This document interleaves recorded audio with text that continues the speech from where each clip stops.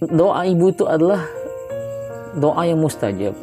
Nah, terkadang orang yang tidak memahami agama sehingga dia mendoakan hal yang buruk kepada anak. Kemudian anak ini betul jadi berandal, betul jadi ini nakal dan lain sebagainya.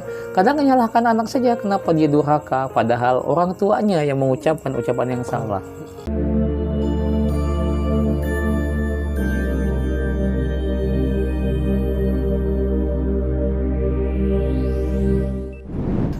Nah, kan di ayat Al-Quran tadi kan dijelasin bahwa kita sebagai anak itu kan ngomong atau aja kan nggak boleh tuh ke orang tua kan. Nah, tapi kan kita di Indonesia sendiri kan begitu banyak suku, dan beberapa kan kayak misal yang Sumatera lah, notabene Sumatera atau Timur itu kan secara bahasa kan agak keras sebenarnya. Iya.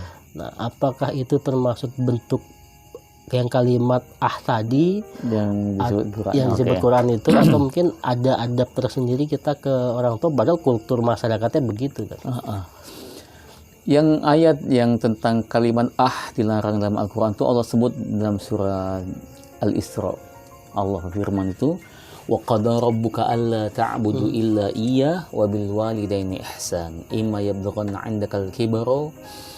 Kemudian ayatnya, wala taqul lahuma jangan kalian katakan ya kan, wa qul lahuma qaulan karima, dan ucapkanlah kepada kedua orang tua itu ucapan yang baik, ucapan yang mulia.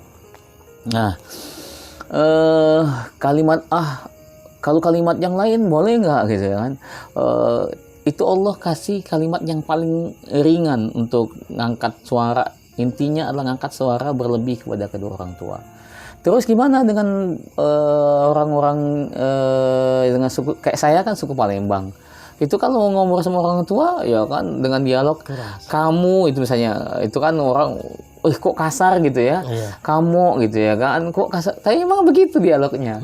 Tapi tidak ada maksud dalam kalimat itu merendahkan atau marah, bukan ya. Begitu. Jadi kalau bukan itu maksudnya nggak masalah, karena memang kulturnya memang begitu. Tapi kalau sudah mempelajari tentang agama itu, ya kita lebih berhati-hati saja, ya kan, lebih berhati-hati dengan ucapan kepada kedua orang tua. Intinya kita nggak boleh lebih tinggi suara kita dengan suara orang tua. Kalau tinggi beda dengan tinggi memanggil misalnya, ya kan, itu kan berbeda dengan tinggi membentak atau marah, itu kan beda, ya kan. Nah itu jadi tidak masalah kalau kaitannya dengan kultur. Wallahu a'lam bishawab. Baik, jadi kalau orang tuanya baik, anak itu akan baik. Kalau orang tuanya itu buruk, dia seperti lingkaran setan. Anak itu pun akan jadi buruk. Misalnya begini, suatu saat saya pernah beli nasi uduk. Saat beli nasi uduk, ada ibu itu ngelayani bungkus nasi uduk. Terus anaknya nangis, narik-narik baju emaknya nih. Mak, bentar nanti, kata emaknya. Dia mak nangis terus dia. Nanti, kata emaknya, ya kan, sambil nangis. Mak, nah anak setan, kata emaknya, ya, anak setan. Terus saya bilang gini, bu santai bu, saya bilang santai. Saya bisa sabar, ya kan, santai aja. Tapi kalau ibu ngomong sama anak ibu ini anak setan, ya kan, itu ibu sedang ngedoain anak ibu jadi setan. Nah, doa ibu itu adalah doa yang mustajab. Nah, terkadang orang yang tidak memahami agama sehingga dia mendoakan hal yang buruk kepada anak. Kemudian anak ini betul jadi berandal, betul jadi ini nakal dan lain sebagainya. Kadang menyalahkan anak saja kenapa dia durhaka, padahal orang tuanya yang mengucapkan ucapan yang salah. Kadang orang itu hanya berpikir berbakti kepada kedua orang tua, ya kan, padahal dan dosa kalau durhaka. Padahal orang tua juga punya sebab menjadi anak itu durhaka. Ya. Anak ini nanti punya anak lagi melakukan hal yang sama. Anak ini punya anak, akhirnya muter-muter begitu saja. Itulah kenapa orang tua yang baik anaknya jadi baik, orang tua yang buruk anaknya buruk, terus keturunannya buruk. Kalau kita pernah mengalami itu, maka kita putus rantai itu. Maka kita harus jadi orang tua yang baik. Kalau anak kita ini, maka kita doakan yang baik saja. Ya kan, ucapkan yang baik saja. Nah, itu agar supaya anak kita jadi anak yang baik. Ya, kalau dulu kita pernah dilakukan hal yang sama, misalnya ya, oleh orang tua, maka kita ucapkan yang baik-baik saja kepada anak kita. Nah, itu yang harus kita lakukan. Jadi kadang orang hanya ingin dapat bakti dari anak, tetapi orang tidak mengajarkan bagaimana untuk menjadi pribadi yang baik sehingga dia bisa berbakti.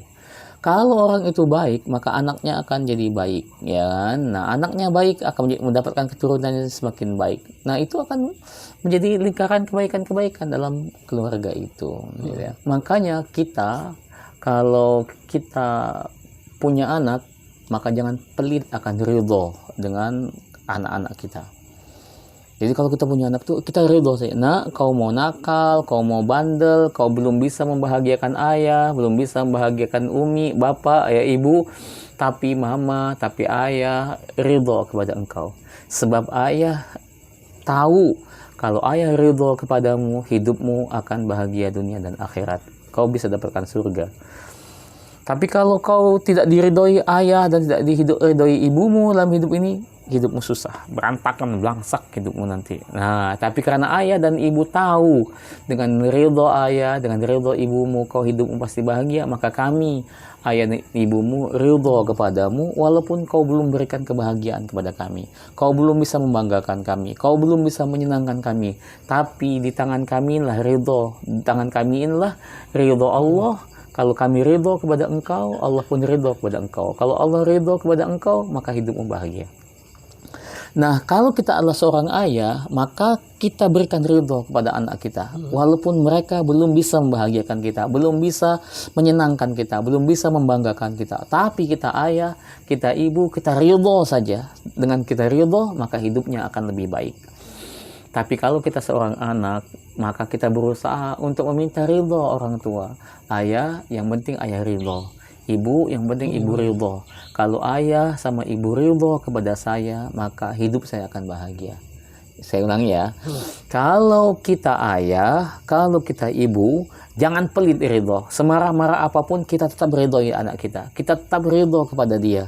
Walaupun dia belum bisa membahagiakan, walaupun belum bisa membanggakan, belum bisa memberikan harapan-harapan baik kepada kita, tapi kita ridho saja, ridho kepada dia. Sebab kalau kita ridho, Allah pun ridho kepada dia.